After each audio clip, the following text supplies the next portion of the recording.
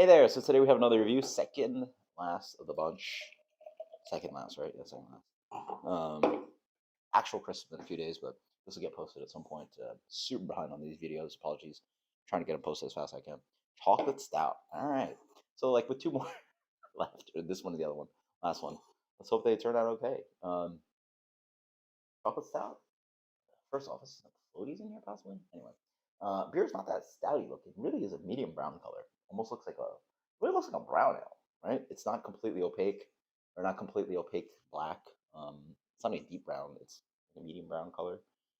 It looks like a darkish kind of brown ale. A little bit of milk chocolate, a little bit of that light roasted malt character, a little bit of like dark fruitiness as well. I smell like fermentation character.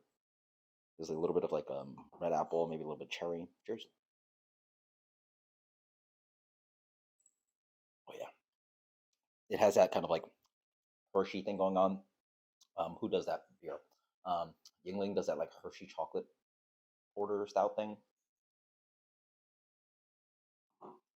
It's like they got a really bland brown ale and then squeezed in a bunch of like cocoa nibs. I don't know. If you like chocolate, I guess it does sort of do that, but it's got this like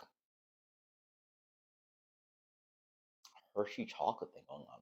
I generally actually don't like that much chocolate flavor, or I generally don't find chocolate flavor to be very tasty in dark beer.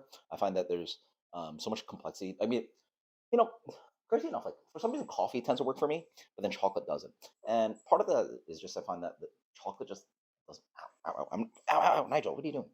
Um, Chocolate just has this kind of like confectionery thing that I'm not always a big fan of. Sometimes it maybe works in like pastry styles, but like you're talking about big beer. I find that the complexity of like malt, literally like their malt's called chocolate malt, and there's roasted malt, there's carafa, there's different kinds of. I mean, the way you make chocolate and the way you make coffee and the way you make and roasted malts actually goes through like or the same chemical processes. So you're actually able to create all those flavors with malts.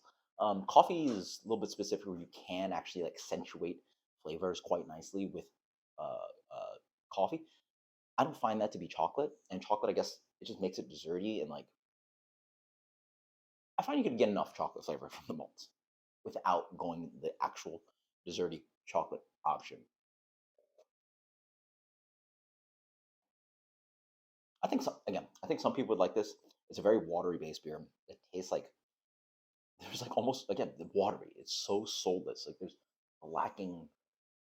I mean that's actually okay because like it honestly almost like if you know like an Irish stout, not as dark as an Irish. Actually, yeah, Guinness is not actually a dark beer. It's very brown or medium to deep brown.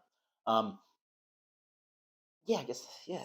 It's watery a little bit like Guinness, but then you have like this chocolate on top of it. Obviously, non nitro. For some people, I think they would actually care for it. For me, no. It tastes like chocolate Guinness. Wow, that's the best analogy I can give you.